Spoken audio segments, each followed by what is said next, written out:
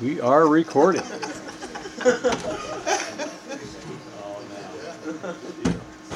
know this guy here? I do. Love him to pieces. Yeah, he is. I don't know about that. I'm Rev Scambach. Isn't that the truth? Isn't that true? What did you say last night you were trying to keep from her? Was that last night or was that Wednesday night? I said, she hasn't figured that out by now? All right. She lets him think. A lot of women try to change her man. She let me be me. And that's a blessing, really. Well, it is a blessing. Judy's still working on it. Yeah, well, somebody asked me, he said, if Joni dies, are you going to get married? God heavens, no, I went through some training.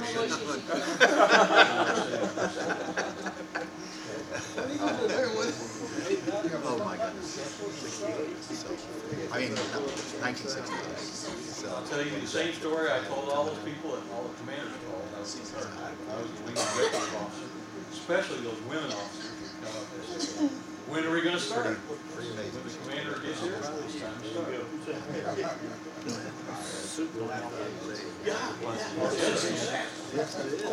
Military.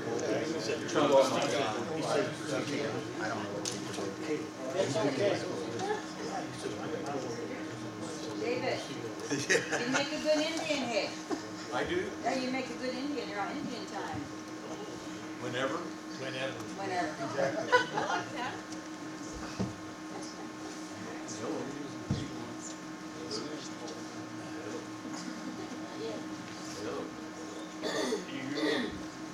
Brother Bobby. Brother Jim, what am I doing wrong? Brother Bobby, Got you on? Yeah, there it is. Oh, that's hot. You all thought that Doug and I used these stools as a visual aid, I know. It's really because we're getting old, we can't stand up anymore. Brother Steve, this is for you. I resemble that remark. You resemble that remark. Brother Steve is my senior. God bless him. One of my fondest memories of Steve was when we were at Bethel Youth Camp. That's where all of our memories come from, Doug. And it was close to my senior year, the summer before my senior year. I didn't get to go to camp after my senior year because I went straight to the Air Force Academy. Interesting story. Dad and Mom drove 1,000 miles with their firstborn, dropped him off at the Air Force Academy. The process that day was to turn right, go by where the drop-off point was, and you let your future cadet out of the car, and then you make a right turn, you go on the terrazzo, you make another right turn, you make another right turn, and you drive away. And the tears started as the minute, I don't know if they started the minute I got out the door, but they were going, oh, and my mother, her firstborn, that was terrible. And of course I was just wide-eyed because I was sure they were going to attack me at any moment, start screaming on me, whatever. I took my possessions and I set them aside, and I realized I don't have my checkbook. Where's my checkbook? Oh my goodness. And I said, oh, hold on, I'll bet it's in the car, because I don't have it here with me. You didn't need a checkbook. They're paying for everything. And you don't own anything, so you pay for it. They're going to take care of it. They're going to cut your hair, give you clothes to wear, give you what you're going to eat, all that stuff. But I needed my checkbook. I just thought that was important. So I said, hold on. Of course, they hadn't started screaming at me yet. And I go running. I see the Torino GT going by. I go run back to the car like this, and Mom is in the car. She tells the Stratford, he's coming home. He's coming home. He didn't come home. I stayed and sucked that out. That had nothing to do with your ministry, brother. Brother Steve, God bless him, counseled me. He took me under his wings as a young 17-year-old, 18-year-old, and said, Brother Dave, whatever you do, don't go to Indiana University. He says I don't remember your adjectives at that point, but I took your advice, and I went to the Air Force Academy. The Lord directed my paths. I appreciate that. Brother Steve took a whole bunch of us that summer before my senior year, a bunch of us young people, into Dale, Indiana, and introduced us to door-to-door evangelism. And Steve is an eclectic person. If you've never you look that word up in the dictionary. Right underneath it is Steve Schwambach. He's a unique person who's always tried different things, and I appreciate that about him. He is a friend and a brother. He's a little older than I am. I think Evangeline is actually my age. Steve is. But Steve was there, and he mentored. I appreciated it. It helped guide my life. But Steve has tried many, many, many things. That's what eclectic means. You go here, you go there, you go there, you find out what works, and what works you keep on going with, and what doesn't work. We still have dial-up prayer. And it's still on the phone. His daddy started it, Steve kept it up. It's also on the internet. It's also on your Facebook if you want to go there. That's how I get it, Rev Steve. I get Facebook. One of the issues that Steve is strongest with, in my opinion, is the writing of books. They took writing words off. Did that bother anybody that I spelled the word writing wrong? Good. That's what it was supposed to do. That's what it was supposed to do. Praise the Lord. Steve branched out into this avenue of taking the educational experience that he and his wife had, and there we go, writing words. He branched out and took the educational experience that both he and his wife. By the way, you need to call him Dr. Steve. I think. No, don't do that. Okay. But he and his wife wrote many, many books. And when I thought of a conference where we get together and talk about writing words, writing books. By the way, we've already inspired Brother Jerry. Where's Jerry over here? He's already talking about writing a book because his cousin wrote one, and he wants to write the right version. He wants to tell the real truth about what happened. So part of what we're going to teach you today a little bit is why do you do this in the first place, and how hard it is. And Steve was the perfect example, I thought of first, to describe that to us. You all know Brother Steve. We all love him. Give him a big round of applause, Brother Steve Schwambach. Where would you like to be? As close as I can be the men, if that works. Okay there? All right, good. You need this stool, brother? No, I'm good. Let's pray together. Jesus, thank you so much for this precious time together.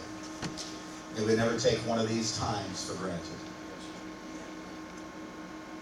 May we realize how sacred it is. And that goes for every single Sunday we meet together with your people. Every time we get to have another conversation with one of these brothers or sisters who belong to you. And so, Lord, we look to you now. We ask that you make it more than we had planned it to be. We ask that you move in each of our hearts. You know what we're here today to accomplish. And frankly, we only have a piece of that. We know your plan is always bigger than ours. And so, Lord, light a fire in each of our hearts today.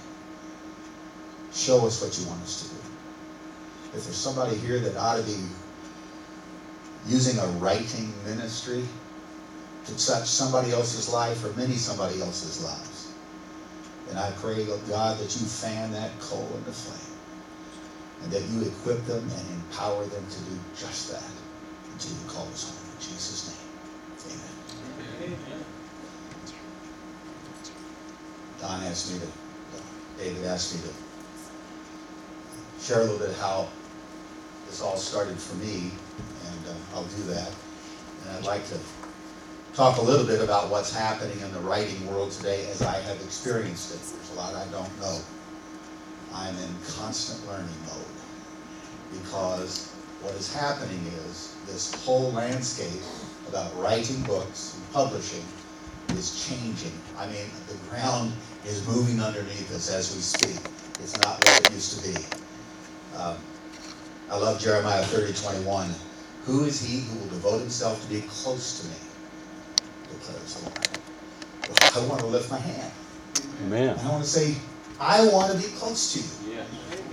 That's where the writing opportunities have to come. It has to come not out of a desire to, I want to have a book. I want to write a column. I want to, have a book or whatever. It needs to come out of your relationship with the Lord. If he's calling you to do something, that is what will be the wind beneath your wings. That will be the fire in your heart. And if it's not, then it's vainglory. It'll amount to nothing. You'll be wasting your time. So that is what has driven me. My mom was a reader. How many of you had moms or family members who were readers? How many of you consider yourselves to be readers, people who like to read? I believe that's where a lot of our ability to write has to come from. You're first of all reading what others have written. Of course, what's the best book that we ought to be reading? Bible. Yeah, the Bible, the Word of God. That needs to be our primary source. That has to be. Out of that, then we measure everything else by that standard.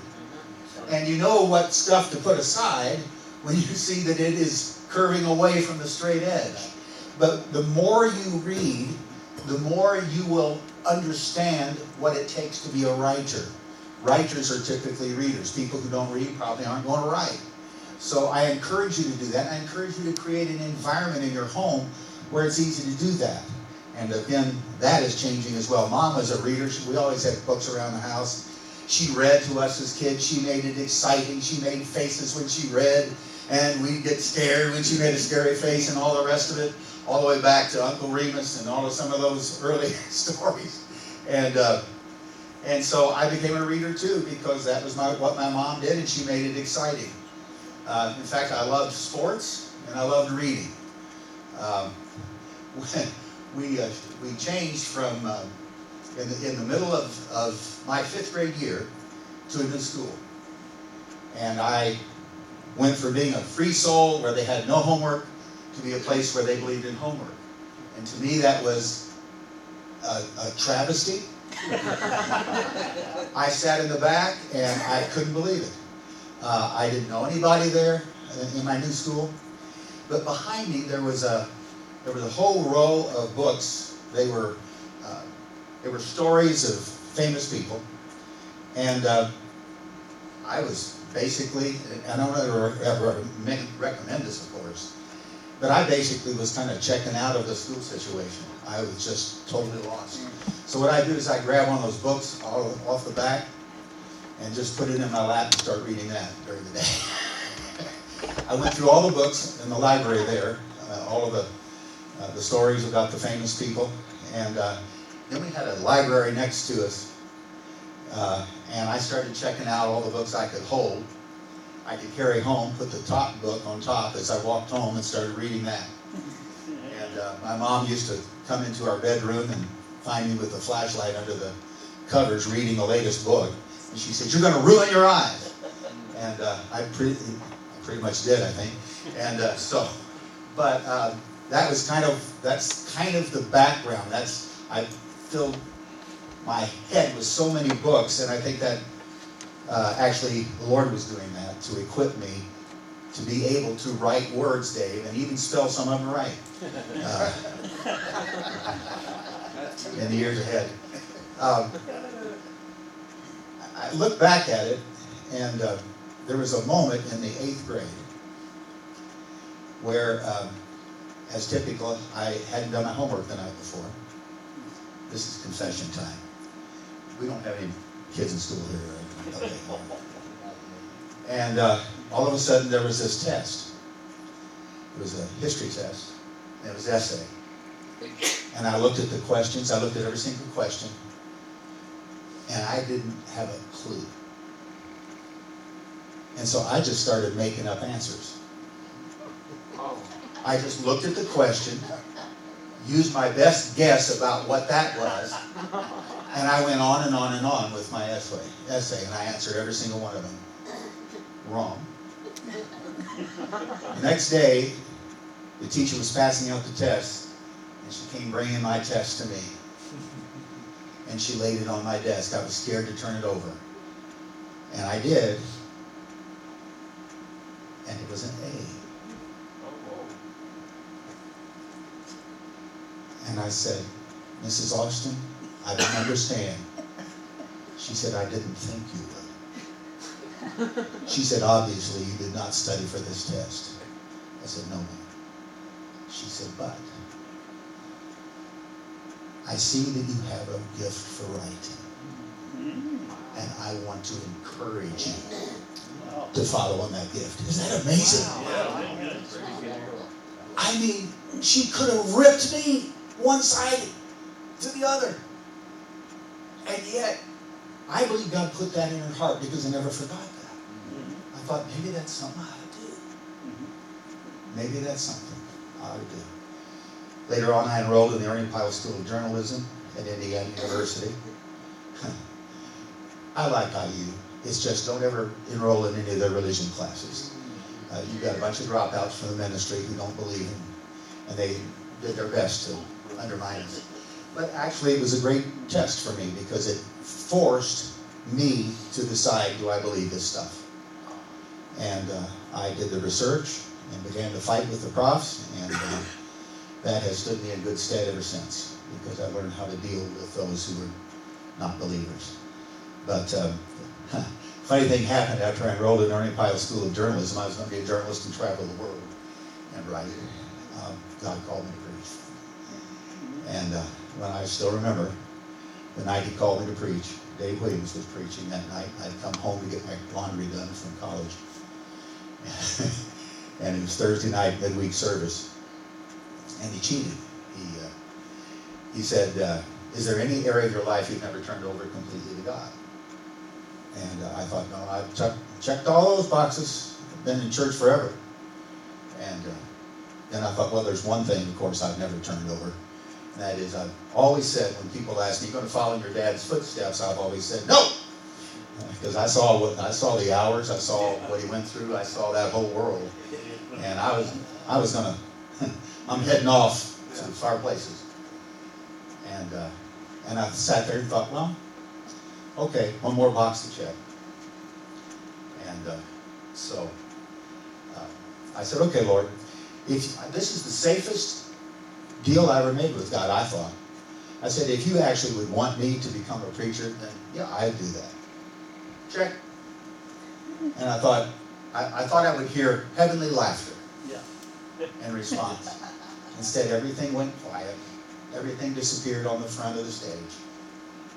And I didn't know it at the time. It was a vision. And I saw myself standing behind one of these things for the rest of my life.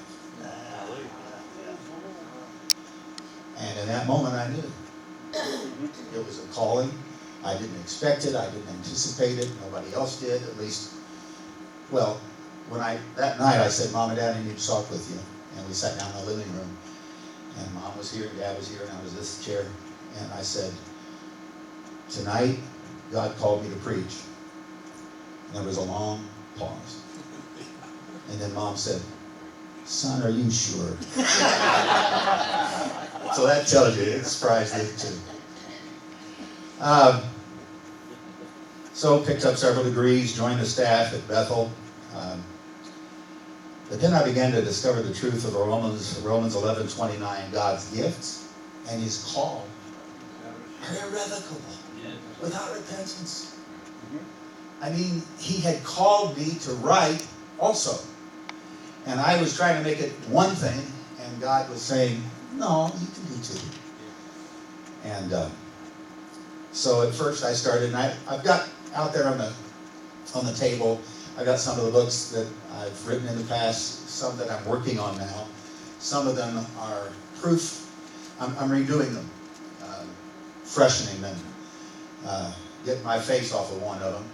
And by the way, that one that my face is on, it's Tough Talk to a Stubborn Spouse. I've got a box of those, and that's free for any of you that want to use them for in your ministry, whatever. Just pick up a book or two or whatever you would need. Just my way of saying thank you to you for your love over the years. But I did several of those kinds of things around, and then I kept saying over and over again to my wife, I need to write a book. And it wasn't to be an author, there was an inner push from the Lord. I need to write a book. And so one day we're taking this walk by Harrison High School in Evansville, Indiana. It's a 3-mile walk we were taking for exercise. And I said it to her again, and by this time I'd worn her out with that statement. And she stopped and looked at me and said, then just do it! And I thought, wow, she's right. So I set the alarm for 3:59 next morning. Didn't have any time, being a full-time pastor, to work it into the day. And I got up, drove into my office, which wasn't far away, and started working on book ideas and started sending them off to publishers. I bought a book that had all of the various publishers in the United States, and I sent 7 book proposals that I put together to 75 different publishers. And the rejections just started rolling in. One guy, in fact, wrote back and said, "Don't ever send me anything you've written ever again." Whoa, that's a rejection. That's a rejection. Yeah. But the secret was that I was still sending them out. So when I get a rejection, I still had possibilities in the mail. So I'm in a staff meeting one day at Bethel, and the secretary sticks her head in the door and says, "Pastor, there's somebody on the phone for you." And I said, "Well, we're in a staff meeting. Just take the number and I'll call him back." She said, "No, I think you want to take this." I thought, okay. I thought maybe a member was in crisis, something like that. And I went in my office and answered the phone. And the person on the other end said, "This is Eileen Mason, editor-in-chief at Harvest House Publishers." And she said, "I've seen your proposal." I said, "Okay." She said, "Where have you been hiding?" And I said, "I haven't been hiding at all. I've been jumping up and down." She said, "Sit down. We want to publish your book." She went on to explain to me they had 5,000 unsolicited manuscripts that they received over the transom that year. And they had chosen to publish one. Mine. Now that's God. That is nothing but God. It's because even then, you either had to know somebody in the industry or you had to be famous to be able to land something for the first time as an author. And so we started working on it. The first book that she liked was Tough Talk to a Stubborn Spouse. And so wrote it, sent it off, crickets. After the book came out, I thought people would just be buying it in droves because it was such a good book, you know what I'm saying? And you always feel that way. It's your little baby, you know. And nothing was happening. And so the Harvest House had a publicist, and they often will have several. And the publicist they assigned to me was a woman. And I said, "People aren't buying the book." She said, "Well, no, you can't expect that with your first book because nobody knows who you are." And I said, "Well, but this is a really good book, and I want this one to sell." And I kept bugging her. I kept sending her ideas to how to promote it. And when something would break in the news about marriages, because that's what it was a marriage book, I would send it to her and say, "See, you can tie this to." Finally, she started booking me for middle of the night radio shows, talk shows. And I would set my alarm for like 2 a.m. because that's when it would be booked. And it'd be one of these, and I would get up and answer questions for an hour and talk about Tough Talk to a Stubborn Spouse. And that began to train me in how to handle these things. And so I kept bugging her and pushing her. And finally, I pushed so much and bugged her so much, they ended up taking a little bitty ad in the publication that talk show hosts turn to get ideas for shows they want to do. And so they put that in there and still nothing. I began to pray harder than ever before. And I wanted to get on a talk show because I thought that'd help sell the book. And so I looked up on our list of talk shows, television talk shows during the day. And I saw all these people listed, and so they became my prayer list. And I'd say, "You can get me on this one, Lord." And then I came to someone called Sally Jesse Raphael. I don't know if you ever remember her show she was on. And I had never heard of her. I don't watch talk shows during the day. Well, to be on one, I don't watch them. And so I said, "I don't even know if I'm pronouncing her name right, God. But you could get me on this show." And as I prayed that, have you ever had that release of faith? when you are praying something and all of a sudden there's something more that's going on? And I had tears in my eyes. And I said, Lord, you could put me on this show, whoever that is, you can do it. I know you can. The very next day I got a call from Harvest House.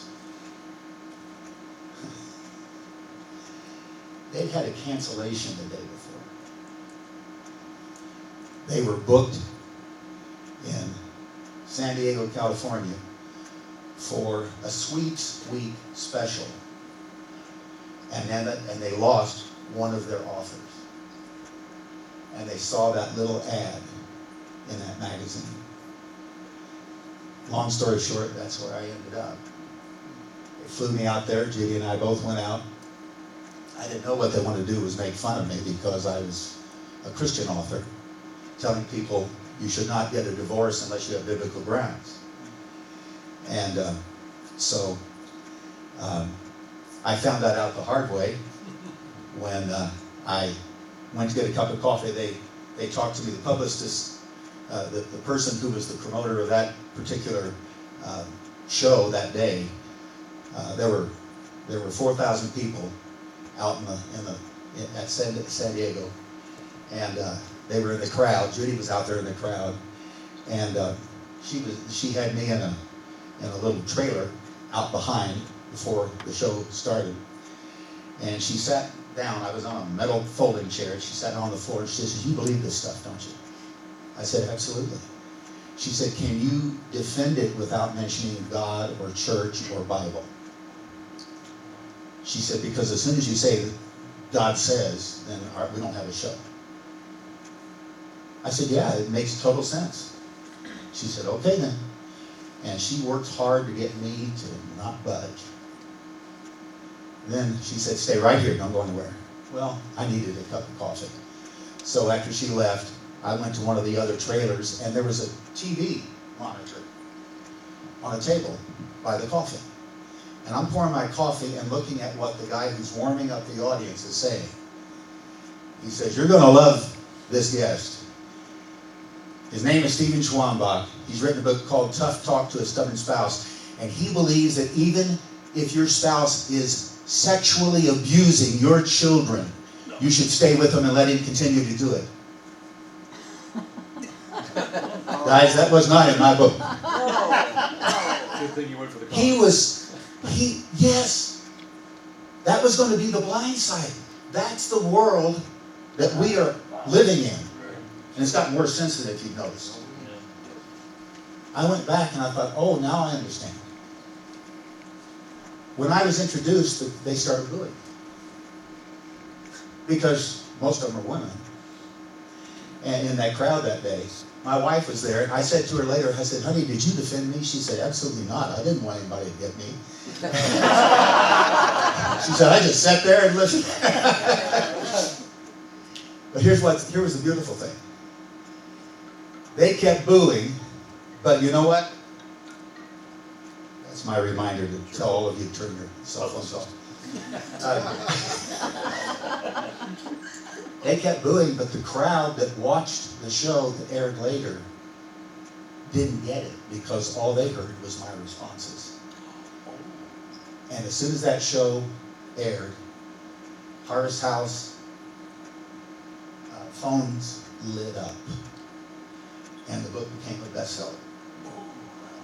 And instead of having to beg them to print the next book, they came to me and said, "What do you want to write next?" And so there were 2 other books for Harvest House, another one for Broadman Holman, and God has been very, very good. 300 talk shows and book tours to LA and book signings in Washington, D.C. And all of that was for one reason only, because I would give the invitation in the book. I would try to reach people for Christ. And I believe God will use any of us for His glory. If you're thinking about writing a book, ask God to lead you. I know that's obvious. I know I'm supposed to say that. But that has to be where it starts. It has to be. Just a couple of thoughts. Write what you know. find a hill that you would die on. Write that. We don't need any passionless writing. We don't need somebody just putting words out there. Find something that is at the very core of your being. For me, it's that one-on-one relationship with Jesus. We founded the church on that entire principle. That's how core it is with me. Deep, daily, moment by moment, one-on-one with Jesus. And that's I've called my book company oneononebooks.com, and it's just that's who I am. And so that's every single book I have is pointing people to that one-on-one relationship with Jesus. And by the way, that lit up at Bethel Youth Camp when after the evening service, and people were starting to head toward the concession stand. I often felt drawn to step behind the tent and then later the stage in the tabernacle and just look up at the sky. Keep in mind, in Evansville, Indiana, you couldn't see that, we thought there were 15 stars. But there you could see the Milky Way. And it just took my breath every time. And I mean, to this day, I am marked by that memory and that time one-on-one with Jesus. In fact, you referred to Lazarus.com, the website. Every single background is a starry sky of some kind, going right back to that moment. Because that's that one-on-one, our Creator, the one who made us. So whatever is that for you, that's what you write about. And you know what? If you use incorrect grammar, if you tell a story that everybody's already heard before, it won't matter. If you are lit up by the Lord, they'll catch it. They'll sense it. And it'll be real. And if it is, you'll find an audience because it's God calling you to share that message that He's put on your heart. Now here's the good news. The book writing landscape has totally changed. For most writers today, the way to go is to self-publish, or it's called indie publishing, independent. Forget trying to talk somebody into it like I did back then. That was just a freak thing of God. But I'm not doing that anymore. I'm not working through publishers anymore, other publishers. And the reason is because the landscape truly has changed. There are no more gatekeepers. You don't have to get somebody's permission to write a book and say, oh, that's good enough. Yeah, we'll go ahead and publish it. No more gatekeepers. Because, well, just the example, the man that told me don't ever send me anything you've written ever again rejected Tough Talk to a Stubborn Spouse, which became a bestseller. It's just a matter of taste. You've got to find the audience God is calling you to reach. And he wasn't my audience. And so that's what you have to understand. God has called you to reach a specific, if you write, a specific number of people, a specific group of people, and those are the people that are going to respond to you and respond to the message God has. That's true of our churches, and it's true of our writing as well. The e-book revolution. How many of you read books on e-books, and or on Kindles? That's changed everything. Now, instead, you don't have to buy 1,000 books at your own expense and then put them in your basement and your wife complaining, why aren't these books selling? Now it's print on demand, and I'm telling you things most of you probably already know. But you create the book, and they've got all the tools that online that you can do, most of them are free. You can create the cover. You can create the, this is pretty bad, isn't it? Some of you are still not turning your cell phones on. I mean, it's going to keep going until you all behave.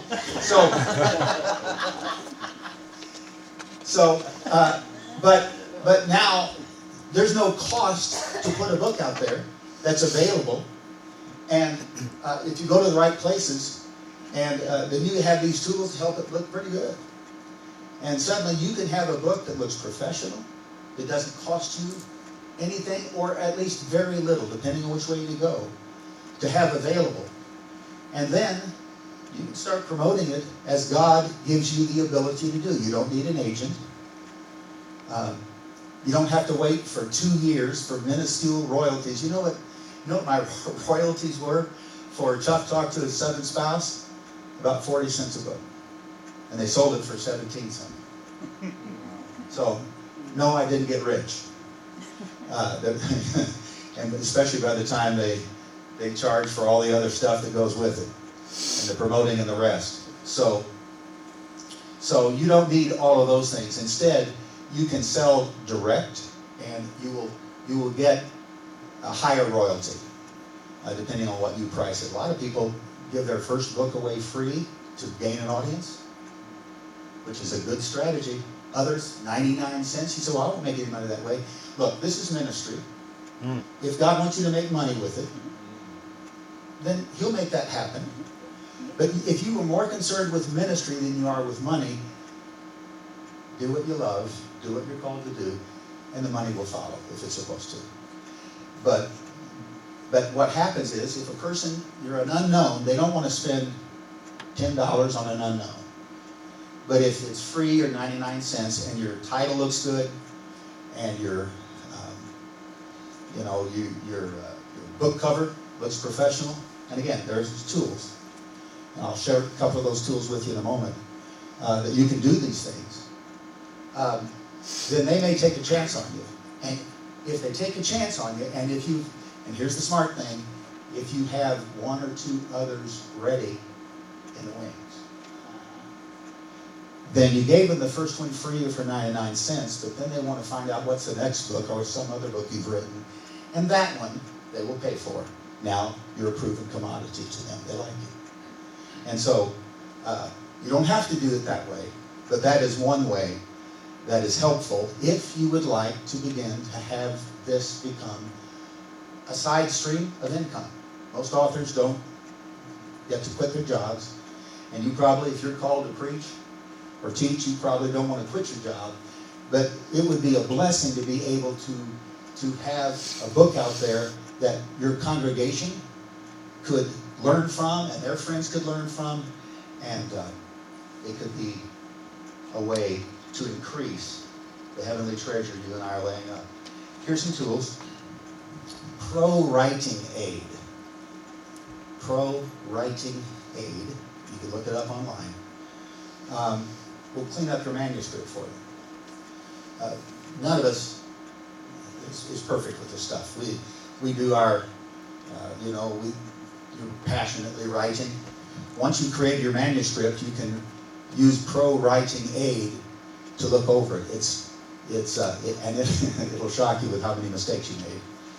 Misspellings, grammar changes, all the rest. But what you want to do, you don't want to put a book out there that looks like you didn't finish third grade. And the problem is, I asked, before I had pro-writing aid, I asked several of my friends on the one book, on HiCat, to look at it. And Dave and his wife were some of those who did. And they caught so many mistakes that what happens is, after you've worked with the book long enough, you're blind to it. You know what you meant to write. You know what you thought you were doing. And so he made it a whole lot better, he and his wife, for sure. And I am in their debt. You can create a Facebook business page for free. You just come up with a name for your publishing company. Whatever answers to your passion. For me, it was one-on-one books. But you can do it that way, and it doesn't cost you anything, and you can send people there to get your books. Or you can own a store on Shopify. Anybody here ever use anything on Shopify? It's out there. It's available. It's not free, but it's pretty reasonable. By the way, the AI wave has begun. Artificial intelligence. There's a lot of scary stuff with that. But also, there are incredible tools that can help you. You can go to ChatGPT, so it's chat, C-H-A-T, ChatGPT, and you can actually tell it I want to write a book about this. I want to use some of these scriptures. This is the point I'm trying to make. Here's the audience it's for. What should be my opening chapter? It'll spit out a chapter for you. And if you don't like it, you can send it back in with some corrections. And it'll spit out another one and another one. You could actually write a whole book that way. Now, not that. What it does is it goes over the entire internet, everything that's out there, that it can pot millions of examples, and it pulls it all in, throws it together, and again and again, it is creating for a lot of authors better stuff that a lot of people write when they write on their own. Now, that doesn't mean that you want to use that instead of you writing it. But if you're stuck for ideas about how to go forth, a lot of writers end up with writer's block. By the way, I've never used this other than just played with it to see what it would do. I've never used it. I've always done it the old-fashioned way. But I hear from other writers that it helps them through writer's block. And you can do the same thing with book covers.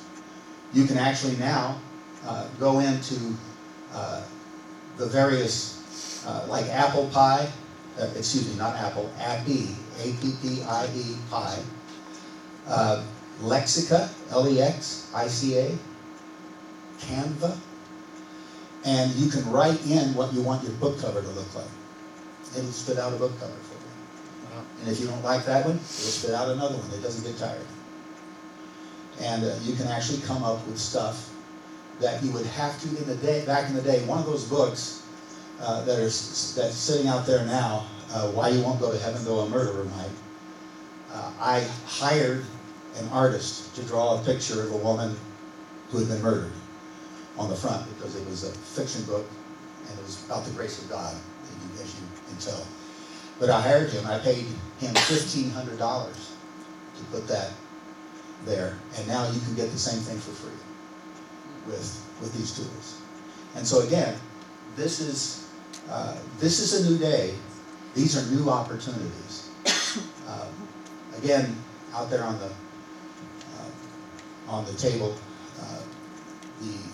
I've redone Tough Talk to a Stubborn Spouse. That came out in 1990, and I don't look like that anymore on that. And so I created a different cover for that. And so that's the one I'm going to be releasing before long. But the old ones, with the old Steve, I have a box of. And since I'm not going to be promoting those anymore, most of the content I've gone through and changed a lot. Some of it's outdated by now, although the heart of it is still there. And I'm still using that original book in my counseling at my church. You have couples come to you. Tough Talk is 60 chapters about every reason people give to divorce their spouse. I married the wrong person. We've drifted apart. It's just on and on and on and on. Every single one of it. And so that's what the chapter is.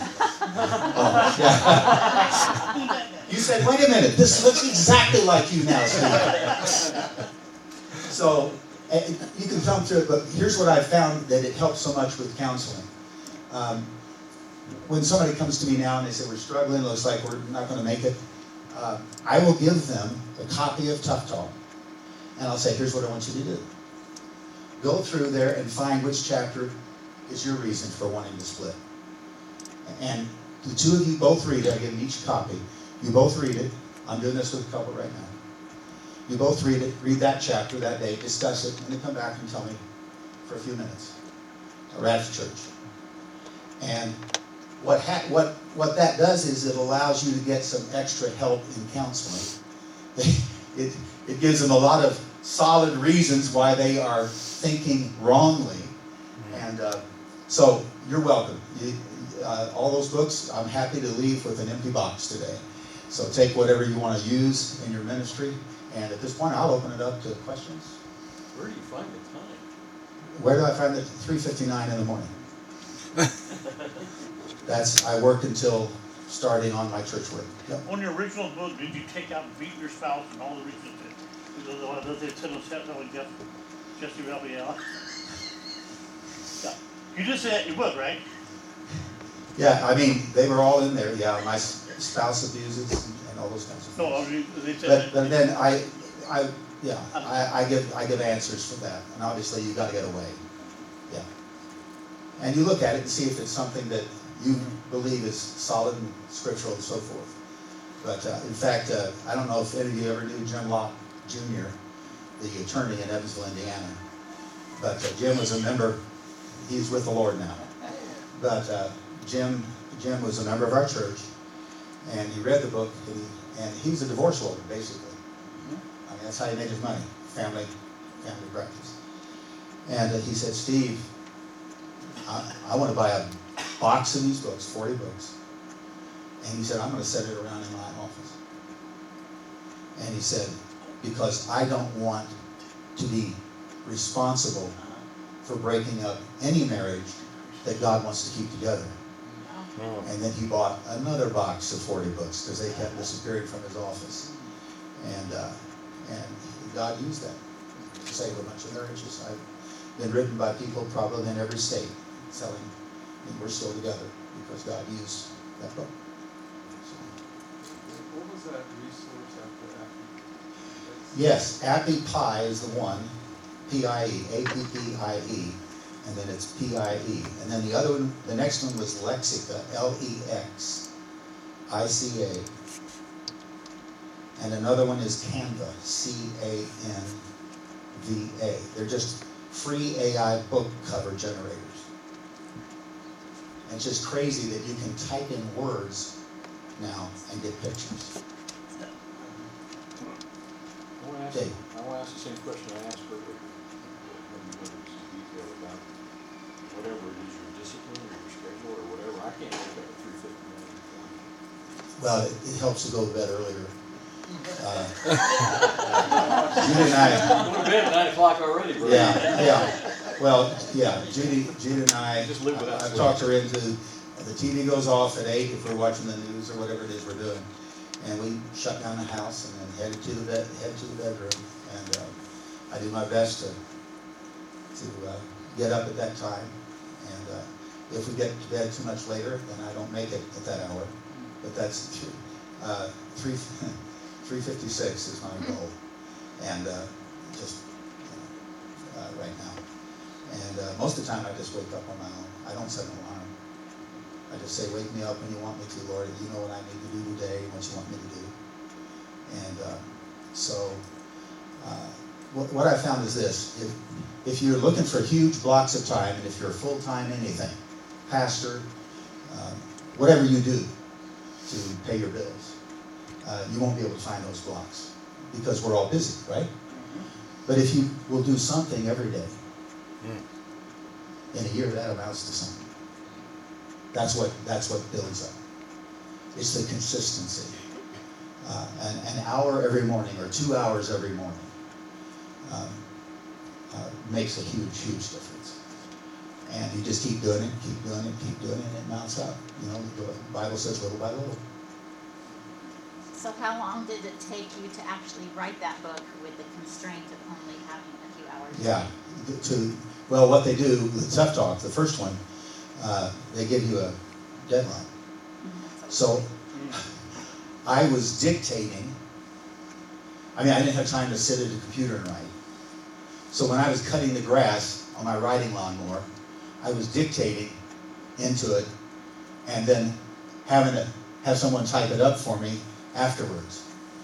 And the roar of the lawnmower in the background was just driving me crazy. But I mean, and when I'd be driving somewhere, I'd be dictating. I would just stick it in everywhere because I was scared to death to miss that deadline, being a brand new author. And I made it. And I know you wanted to do it with the leading of the Holy Spirit. Did you feel that pressure of having to have that deadline, that you still felt that you could still stay under God's umbrella? Absolutely. I believe that what he wanted was that book out when it came out. And he knew that. They gave me the deadline, and I prayed about it all the way. I had to fight with them hard. first time they sent me the proof, after you send your manuscript in, then they send it back to you for the galleys.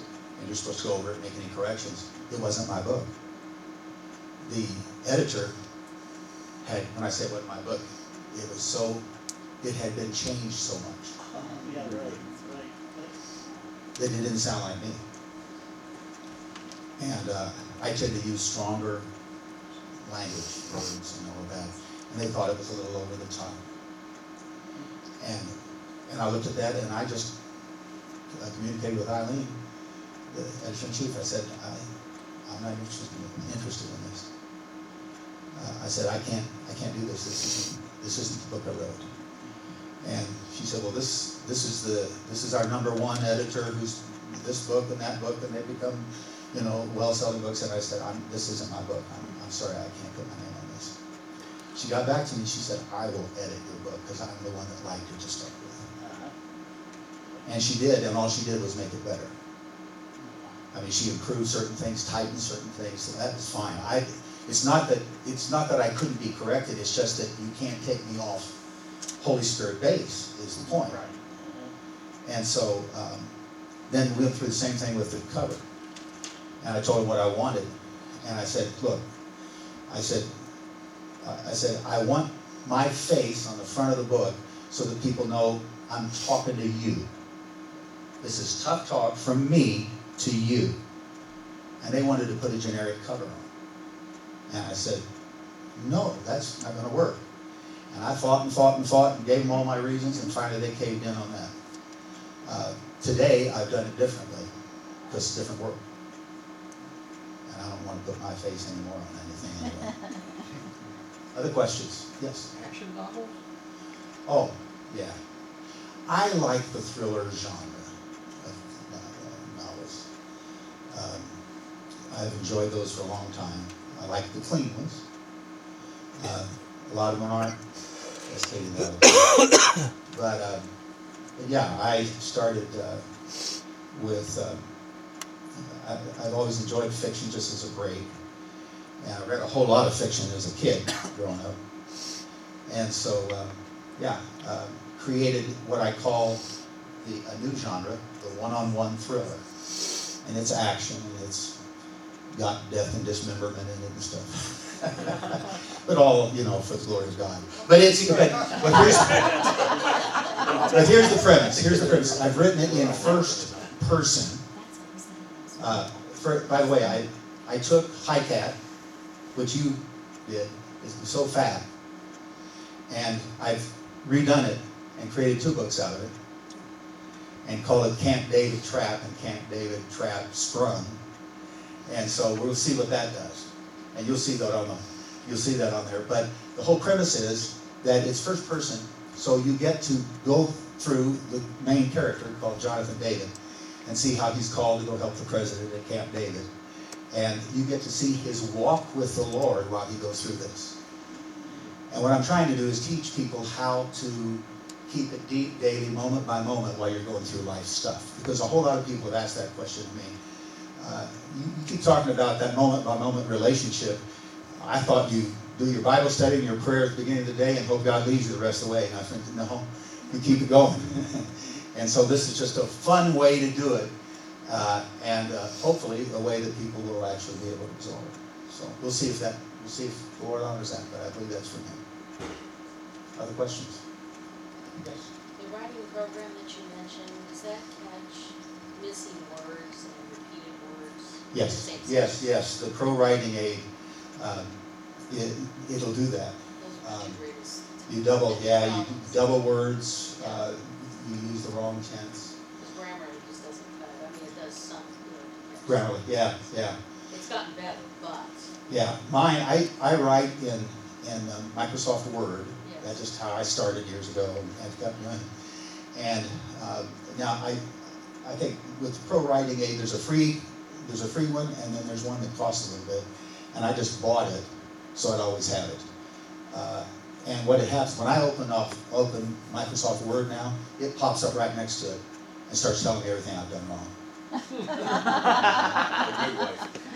And sometimes I turn it off because I don't want to hear about it. Isn't that judgmental? Other questions? Do you feel like the Lord led you to go to this genre, a new genre, or is it just something you Oh, wanted yeah. to do? No, I wanted to write it for several decades. And the Lord actually gave me the lead character's name, Jonathan David, before I ever had the book. This was back when I was a teenager, before I ever had a plot. And then he gave me the plot with it. And it just, all along, it just was simmering there the whole time. And finally, it got to the point where I couldn't take it anymore, and I had to start writing. Yeah, and his timing is perfect. I don't know what he's going to do with it, but I can't wait to find out. So, and there are a couple other books that I'm working on now, and that are not on that table, and hopefully, we got to keep making a difference. Yeah. While we have time. Would you say your why to why you write is because the Lord tells you to? I mean, there needs to be some motivation for writers for why. We shouldn't just sit down and write because we've come to this conference. We shouldn't just sit down because everybody else writes. What motivation should a person have for writing books? Well, that's a good question, Dave. What motivation should we have for writing books? And it's what I started with. This has to start with God. I mean, I can't afford to waste any time. The days are evil, the times are short, and the stakes are high. And you can't just be spinning your wheels. I can't be spinning my wheels. And with every passing year, and Don, I know this is true of you. With every passing year, we want to make it count even more, because you know that our time is growing short. And there's going to be a day when either we're going to hear that trumpet call, hallelujah, or he's going to send his angels. Last breath here on earth, next breath there. And you want to hear well done.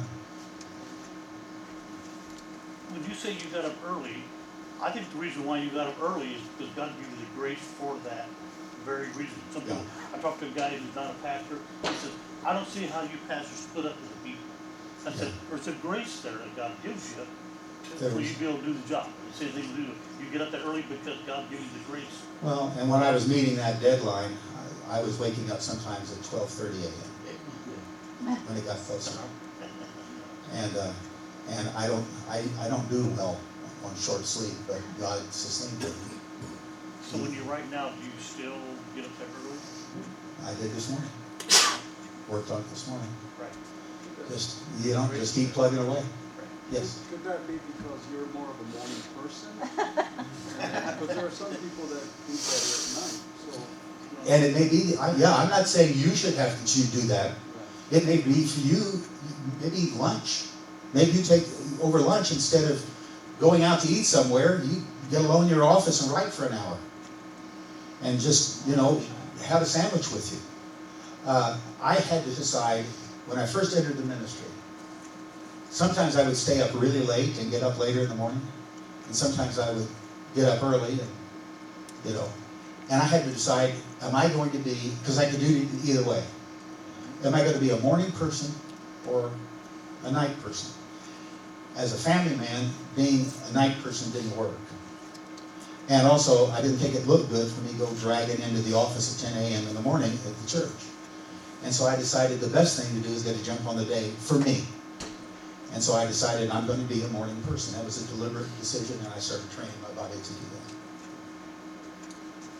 Steve, Yes, sir. I would think that your passion is caused by the same passion you have for the ministry. Yes. I had a man tell me that I grew up with here. He said, you're not called a preacher, called to sing. I said, you don't know what you're talking about. That's right. Because I know when the call came, Yes. and I think that would be the same with the writing. It is. It's God. It's God's calling.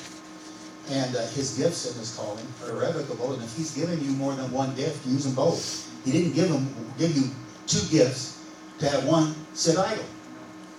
So if you can sing and preach, see, I always wanted to sing and preach, and people said, no, you need to not sing. And so, okay, I'll write and preach. Anyone else?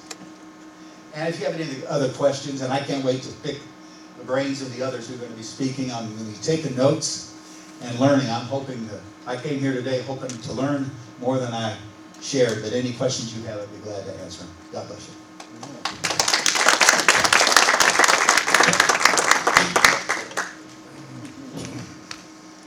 Did you enjoy that?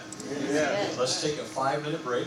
You make it 10 if you need to. Try to get back as close as you can to 10 o'clock. When we have a quorum, we'll have our next speaker. That's that dude that was Joanne working, Durden. You're going to love her. She actually does this for a living. the chaplain, Take a break. possible chaplain. He sent me a check back in December. Really? I forgot I had it, so I started going through some of my stuff to come this week. And he wants to be, Is he still pursuing it? he's the one that Jose was dealing with, wasn't he? Yeah. We need to get Jose and find out. That was from I forgot all about it. I did too until I found it.